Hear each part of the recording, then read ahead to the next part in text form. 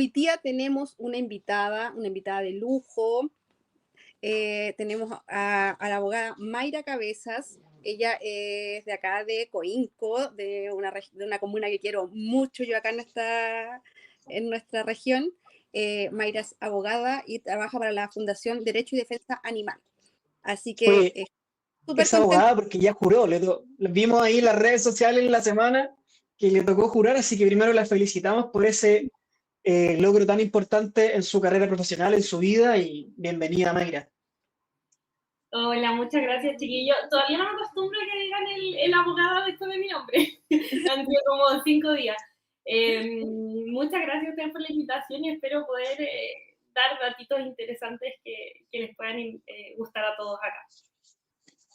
Sí, en nuestros seguidores y a nuestro público somos muy amantes de nuestras mascotas y así también preocupados también por las mascotas por los perritos, gatitos, animales que encontramos también en abandono. En- Respecto a eso y la tenencia responsable, hace unos años atrás se dicta la ley Cholito, la ley 21.000, que nos trae nuevas obligaciones, tanto para los cuidadores como para los municipios en cuanto a hacerse cargo de los animales también que están deambulando. Entonces, respecto a eso, queríamos que la Mayra nos cuente un poquito más o menos de las nuevas atribuciones, o sea, responsabilidades que tenemos los eh, cuidadores de mascotas. Claro. La ley 21.020 en un principio surge en el Senado, de hecho, más que nada una iniciativa con la intención de venir a responder esta problemática de que sabemos que hay animales en la calle y que lamentablemente producen daño, ¿cierto? Incluso en un principio, más que cosas de bienestar animal, hablaba de la responsabilidad que iban a provocar estos animales, ¿ya? Y claro, producto de lo que fue pasando y la contingencia, se dieron cuenta de que no había algo muy específico que protegiera a los animales y a las mascotas en forma, no sé, de establecer obligaciones, por ejemplo, era todo muy vago. Y solamente existía el delito de maltrato animal, pero muy general, ¿ya? Entonces, durante la tramitación se va dando cuenta de esta necesidad que existe y la ley se va a ir modificando en el Congreso, se le van agregando y quitando cosas, y termina siendo la ley que tenemos hoy en día, que sabemos que introduce varias cositas nuevas ya en el año 2017. Y ¿Ya? Cass votó en contra, ¿cierto? Sí, Kast, de hecho, fue el único que votó en contra, ¿ya? Incluso por temas de trabajo estas semanas he estado revisando la historia de la ley y era muy extraño, porque esta fue como la votación en general, ya la última que Kast votó en contra, y era muy extraño que algún diputado o senador en algún trámite votara en contra, ¿ya? Fue una cuestión que avanzó cuando pasó esto de Cholito, el perrito que mataron, si no me equivoco, fue en Patronato. Fue una cuestión que avanzó con un acuerdo bien novedoso, porque no era algo que se esperaba. Entonces, que más encima después fuera el único que votó en contra, fue, no sé si sorpresa llamarlo, pero bueno, nada que hacer. Una etapa de Kass diputado que era todo en contra, todo en Sí. contra. En verdad daba lo mismo de lo que estuviesen legislando, él votaba en contra. Entonces, por eso no es tan sorprendente, pero tuvimos esa votación. Mayra, cuéntanos más o menos cuáles son las responsabilidades que se incluyeron en esta ley en cuanto a la tenencia responsable y también qué se buscaba como para ayudar también al tema de los animales en abandono. Primero con el tema de lo que son los animales abandonados, bueno, primero se define lo que es la tenencia responsable, entendiendo que uno respecto de los animales tiene ciertas obligaciones, que hay que otorgar ciertos cuidados mínimos que antes no estaban definidos. Yo la verdad siempre escucho, sobre todo en el último tiempo, después de que Kass defendió ahí su voto en la campaña ahora antes de ser presidente, siempre dicen, no, pero es que era una ley mala, es que era insuficiente y la cuestión. Y yo la verdad soy bien defensora, quiero dejar bien claro esto, porque antes de como claro, puede tener algún error, o más que error, puede tener alguna deficiencia en algo. Podría ser mejor, lógicamente, pero era lo único que íbamos a poder tener.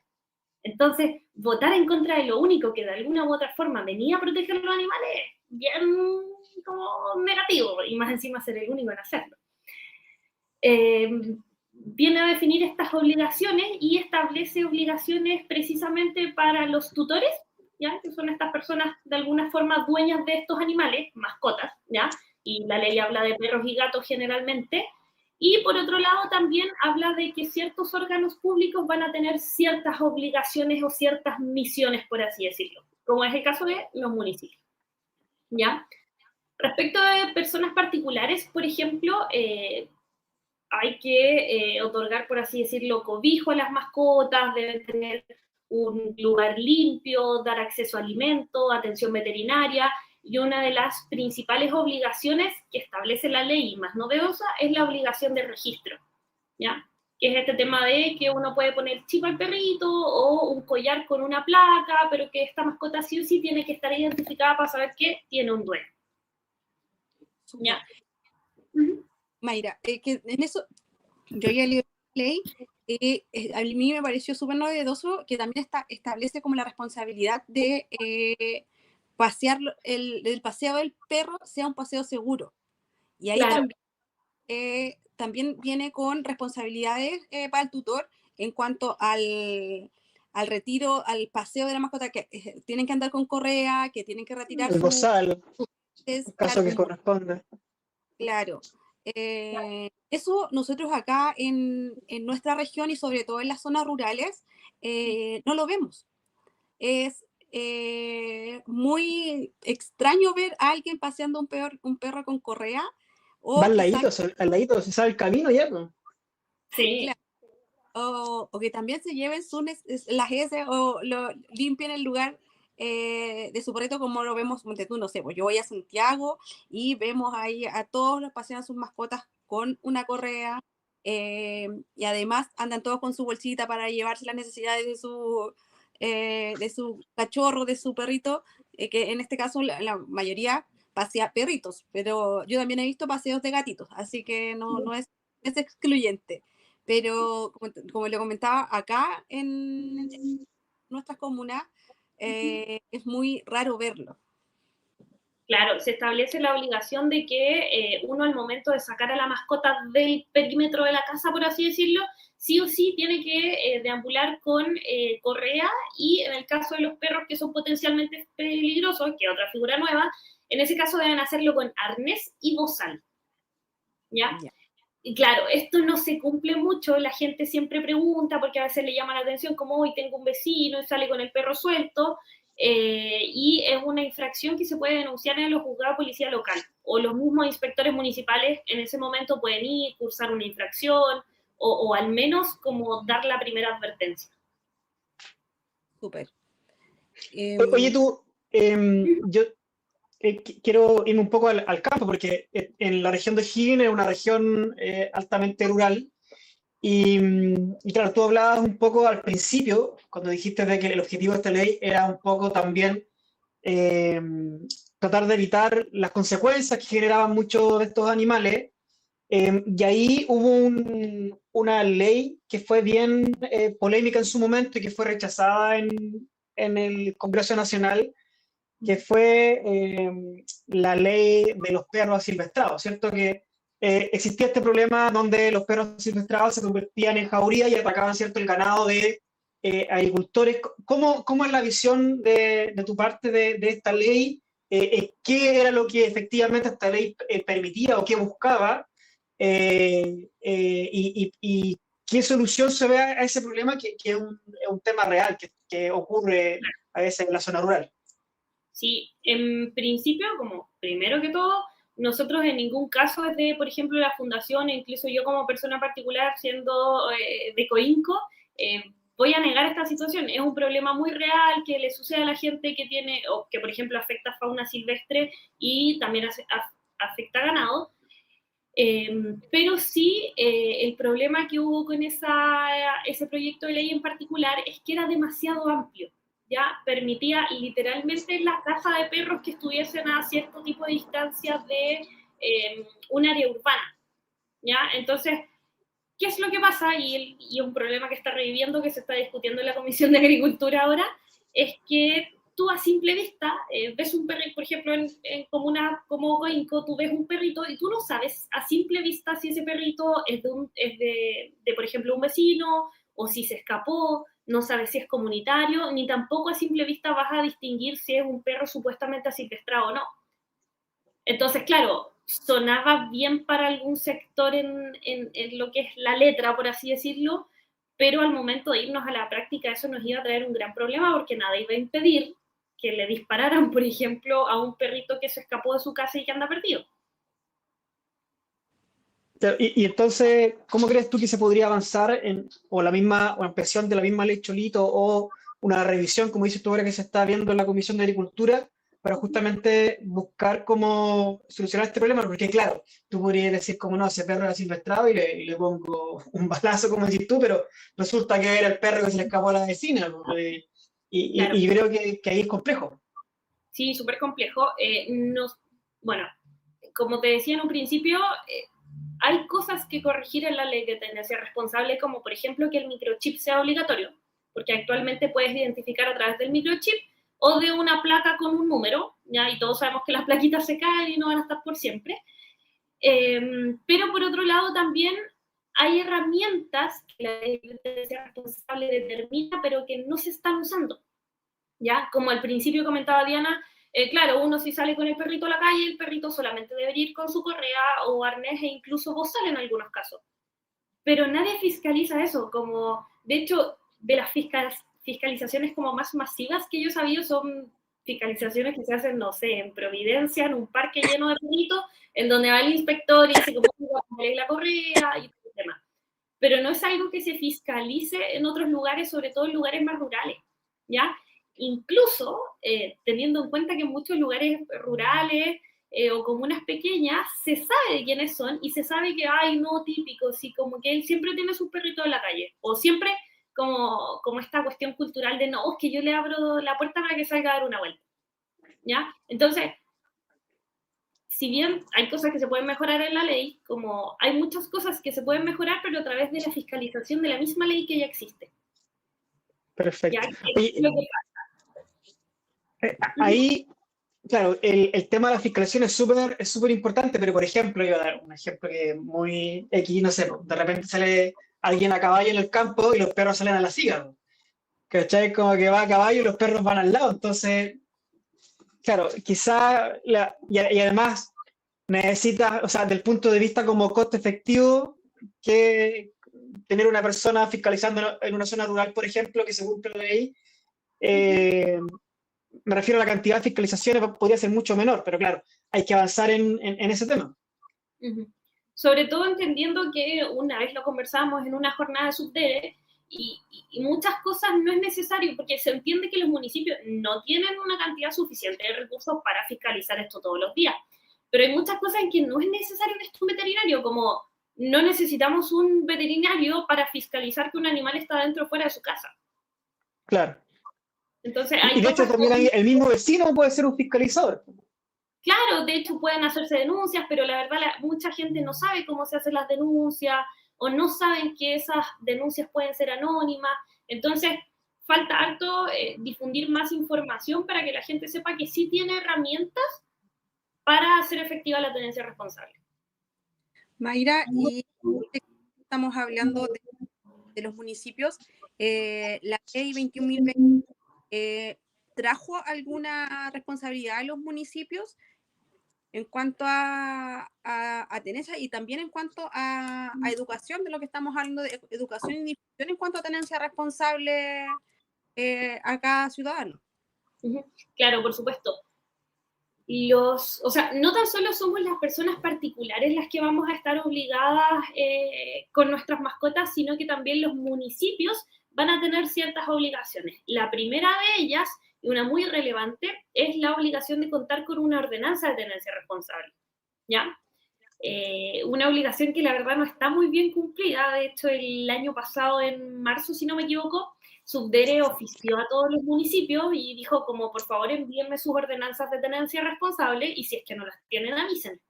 Porque ya a tantos años de la dictación de la ley, de la promulgación, había muchos municipios que no tenían ordenanza. O que, por otro lado, tienen ordenanzas que derechamente tienen algunos artículos que son ilegales, ya que son contrarios a lo que establece la ley de tenencia responsable, incluso algunos municipios de nuestra región. Ya, estuvimos haciendo igual ahí una pequeña investigación en cuanto Estamos haciendo las tareas. Dígalo, ¿verdad? Estuvimos estudiando para este tema. Exacto. Ya. Te compartí ahora, Mayra, igual el momento. ¿Sí? ¿A qué municipios de la región cuentan con programas identificados en cuanto a tenencia responsable y cuidado de las mascotas? Y los municipios que encuentran en este momento, que cuentan con veterinaria municipal, por ejemplo, tenemos a Coinco y tenemos a Rancagua, que también tiene una veterinaria municipal, que tienen contratado un veterinario, y Rengo también aparece con una veterinaria municipal. En cuanto a los otros municipios, algunos que realizan operativos que son esporádicos, cada cierto tiempo, focalizados en ciertos sectores, y también lo que se lleva es vacunación, más que nada. Claro. Entonces, hay como la gente, por lo menos las personas en la comunidad, solicitan mucho las esterilizaciones. Y en cuanto a las esterilizaciones, supongo yo también que tienen un costo, un valor mucho más alto para los municipios, entonces bastante acotadas en cuanto a cubrir más mascotas. Tenemos también en Cotauco que implementaron también una veterinaria, creo que era una veterinaria móvil, que en Requino también existe una veterinaria móvil, pero como lo decía, la mayoría se dedica única y exclusivamente a vacunación. Entonces creo que todavía tenemos hartas municipios ahí con tareas pendientes en cuanto al cuidado y aún más en el respeto a las mascotas y a los animalitos, porque hemos tenido algunos incidentes, lo habíamos conversado con Mayra fuera de cámara, respecto a una comuna donde se estuvo realizando un desalojo de una toma, y en el cual quedaron muchos animales abandonados. Entonces, ahí también debe existir un protocolo, tanto en el desalojo y en cuanto a la tenencia y a las responsabilidades de la municipalidad en estas situaciones donde personas deben abandonar estos espacios de manera obligada y por la fuerza. ¿Y qué pasa ahí con todos los perritos y las mascotas que quedan dando vueltas? Sí, primero hacer el punto en que si bien, o sea, lo que obliga la ley son cosas bastante acotadas, el resto lamentablemente depende mucho de la voluntad de los municipios, como decías tú, Diana, el tema de contar con veterinario o con algún centro veterinario municipal es algo que depende de la voluntad de los municipios y del interés incluso de la administración de turno y no de la ley. Por ejemplo, en Coinco, claro, se hacen operativos de esterilización, de hecho yo creo que antes de la entrada en vigencia de la ley, sé que en Machalí tienen... ¿Ah? ¿Por qué será en Coinco? Puede que haya gente que ponga un poco de presión ahí. Puede ser, saludos a la que pone presión. Que los voy a enviar. Y no sé, hay muchos municipios que sinceramente como está, bueno, esto lo va a ver más gente, pero hay municipios a los que no les interesa el tema, como realmente como que para ellos no es una prioridad, no le ponen interés. Nosotros en el último tiempo en el último año, hemos intentado tener harto contacto con municipios. De hecho, este mes tengo que ir a una comisión de medio ambiente de, si no me equivoco, de Quinta de Tilcoco, también a ver el mismo tema, ¿ya? Porque en realidad hay harto desconocimiento y a veces hay un par de personas interesadas en los municipios que lamentablemente no depende de ellos todo, entonces por mucho que tengan ganas y voluntad, a lo mejor hay planes que no pueden sacar adelante. ¿Qué más sobre eso? Me gustaría destacar, eso sí, por ejemplo, en Machalí hubo un tema complicado el año pasado con un canil. Tuvimos reuniones, lo conversamos harto con la oficina veterinaria, con la asesora jurídica, y ellos ahora incluso están modificando su ordenanza. Ahí, desde la fundación les ofrecimos toda la ayuda, entonces, como que siempre que tengan algún interés en resolver este tipo de cosas, nosotros siempre vamos a estar disponibles, la verdad, y sobre todo yo, como me pasa que es como, pucha, es la región en donde vivo, entonces no me cuesta tanto como poner a disposición el conocimiento para que se mejoren estas condiciones en diversos municipios. En particular, ¿cómo? Dale nomás, Mayra. En particular, y relacionado con el desalojo de Rengo, por ejemplo, aparte de esta obligación de tener ordenanzas, los municipios deben tener ciertos catastros, ¿ya? Porque deben tener un catastro de lo que son los perros comunitarios y las colonias de gatos, ¿ya? Es decir, uno debe ir y ellos deben tener una lista donde diga, ya, en esta comuna todos estos perros son como, están en ciertos sectores y los cuidan los vecinos, ¿ya? Perros que además están protegidos por ley, ¿ya? Y a partir de eso, lo que hace el reglamento de la ley y unos protocolos de subtere es que ellos dicen que al momento de desalojar una propiedad, el municipio tiene que tener un protocolo que diga, ya, nosotros vamos a ir, supongamos, un mes antes, vamos a hacer un catastro de estos animales, vamos a, no sé, vacunarlos a todos, vamos a esterilizar tantas hembras, tantos machos, para intentar buscarles un hogar, ¿ya?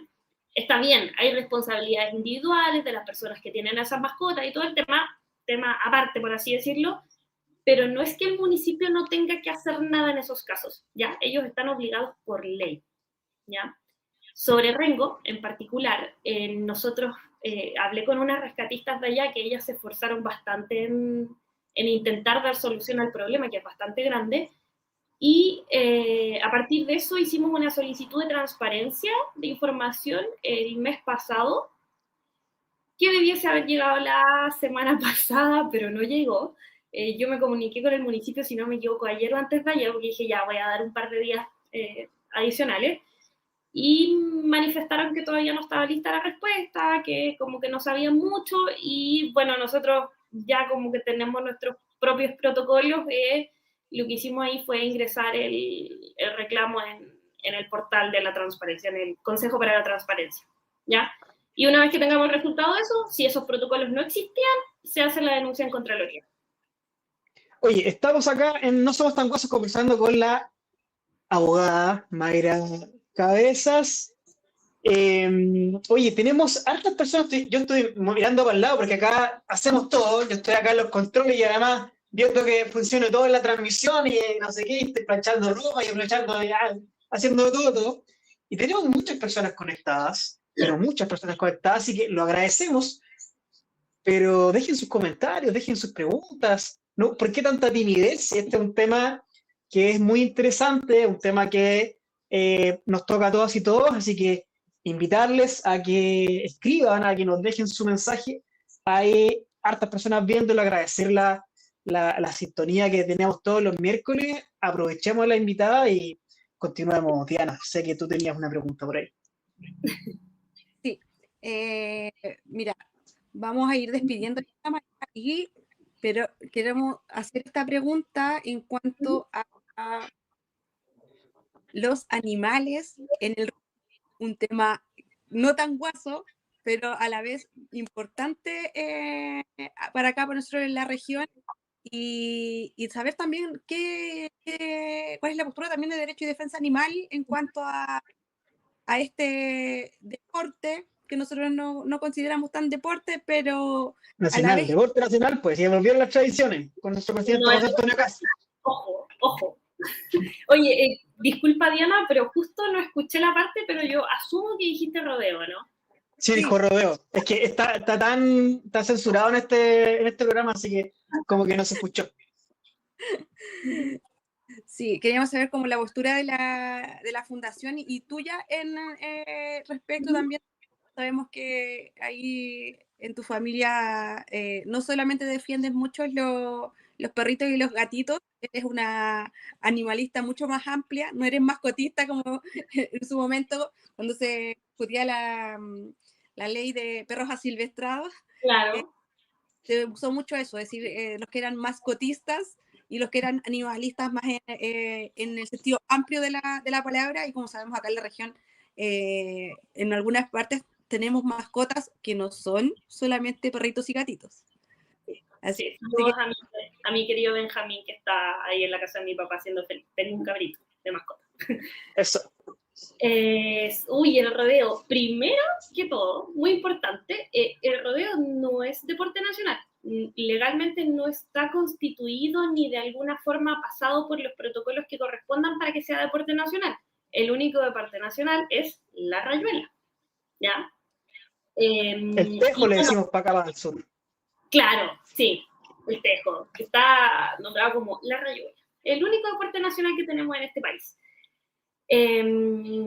La postura, bueno, tanto de la fundación como mía, es que el rodeo no es un deporte, que creo que una vez cuando nos conocimos con la Diana, lo conversamos y decíamos, esta cuestión inevitablemente conlleva un sufrimiento sí o sí, conlleva, por ejemplo, golpes a un novillo sí o sí. Entonces, por mucho que pongamos protocolo, porque en el rodeo federado como tampoco hay que como ignorar eso, ellos tienen protocolos, tienen sus propias reglas, tienen como una especie de protocolo de bienestar animal, entonces, por muchas reglas que pongamos, la actividad principal va a seguir siendo y nunca va a dejar de ser golpear un novillo contra, se me olvida el nombre de esto, pero contra esta esponjita que está por el costado. Entonces, por mucha esponjita que pongamos, por mucho colchado, por mucho protocolo de bienestar animal, siempre la actividad va a consistir en eso y siempre, por ejemplo, va a haber un estrés para el animal, lo vamos a estar sacando de, por ejemplo, el lugar en donde está pastando para someterlo a cierto estrés, ¿ya? Entonces, yo creo que eso es lo complejo para los del otro lado en el tema del rodeo, que inevitablemente existe este golpe y todo el tema. Contra las quinchas se llaman. Exacto. Entonces, esa es nuestra postura. Escuché una entrevista de la ministra del Deporte de hace unos días, salió en Chilevisión, parece, en donde ella decía que estaban trabajando como en algún tipo de mesa, como dio a entender, no fue muy clara, para variar, no fue muy clara, pero dio a entender, por así decirlo, que no sé si estaban trabajando en una especie de proyecto de ley o algo parecido con el rodeo. No sé si querrán declararlo deporte, porque es algo que ya se ha intentado también, ¿ya? Pero la posición es esa, como inevitablemente hay sufrimiento de parte del animal y no tan solo del novillo, sino que podría llegar a existir en el caballo también, entendiendo que es exponerlos a un riesgo al que naturalmente no estarían expuestos. Claro. Oye, tenemos un par de chats que los vamos a leer acá y yo a propósito tengo una pregunta. Bueno, Elizabeth dice, Diana, tu sobrino es muy aplicado y pasea con bolsas para sus heces. Bien. Bueno, la concejala Ivana Ramos agradece los saludos que le mandé ahí pronto, ojalá ir a visitar la Coinco. Jocelyn Sabina, no al rodeo, no a las carreras de galgo, no a la casa en general, hay que amar y cuidar a los animales. Y acá hay una pregunta de Elizabeth, dice, ¿hay acciones en la ley Chulito sobre tenencia responsable dentro de los condominios?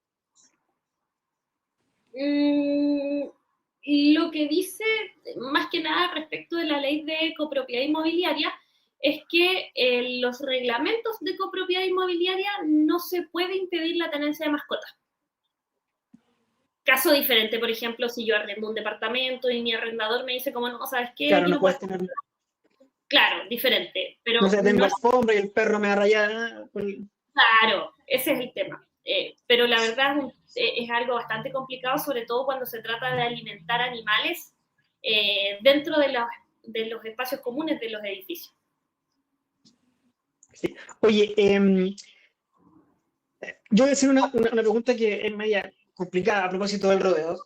Entendiendo que no están ni las mayorías sociales probablemente, ni menos parlamentarias, como para avanzar hacia el fin del rodeo, que en lo que se busca, como qué acciones se pueden hacer ahora, o sea, más allá de la impugnación que la venimos realizando, de las manifestaciones que se han realizado. Yo sé que hay un proceso donde tú dices, claro, independiente de las reglas que se pongan, aún así va a haber... ¡Oh! ¡Lo perdimos! Lo perdimos. Pucha, justo no alcanzó a decir la pregunta complicada. Sí. Sí volvió. Yo dije, me salvé la pregunta complicada. No fue. No me había contado la pregunta complicada, entonces no sé cuál era su Sí, pregunta. de nuevo. A ver. Ahí volví. Parece que... Ya, oye, estoy siendo no sé, ya, pero volviendo, ¿qué es que se puede hacer como para trabajar? O sea, tú dices que como, sí, hay un daño animal que es o sea, no se puede como evitar, pero ¿hay alguna forma en generar una transición? Porque no es algo que va a acabar de un día para otro. Entendiendo que el rodeo probablemente esté, no sé, 10, 20, 30 años más, no lo sabemos, pero ¿qué hacemos en esos 10, 20, 30 años como para, no sé, disminuir este daño mientras avanzamos hacia el fin de esa práctica? Sí, súper complicada la pregunta, entendiendo que nosotros como fundación, yo siempre hablo a nombre de la fundación, tenemos una postura más bien abolicionista como de todo este tipo de prácticas que generan maltrato animal. ¿Ya? Entonces la postura es como acabar con esto, ¿ya? Pero entendiendo que, como bien dices tú, no existen las mayorías sociales, bueno, tal vez la mayoría social sí existe, voy a hacer pero un no se mini expresa mucho, porque no hay como una expresión popular masiva de esto que permita una presión hacia el Parlamento, por ejemplo, hacia el Ejecutivo. A eso me Claro. refiero con mayoría social, porque, claro, la conciencia de cada uno puede ser una cosa, pero la forma en que lo expresamos es otra. Claro, nosotros hace poquito, de hecho después a lo mejor les puedo compartir la encuesta, porque hicimos junto a Animal Libre una encuesta, de hecho no es que la hayamos hecho nosotros como personas particulares encuestando, sino que le pagamos como estas típicas encuestadoras para que hiciera una encuesta sobre el rodeo y los resultados... Financiando a la academia. Sí, financiamos a la... No fue la academia, creo que fue otra, Criteria, creo. Ah, pero la cosa es que ahí les voy a mandar después por si lo quieren compartir, porque hay unas preguntas bien interesantes y al final la mayoría de la gente no se identifica con el rodeo, lo que encuentro muy válido porque la práctica es bien reducida, es muy de nicho. Exacto. Sí.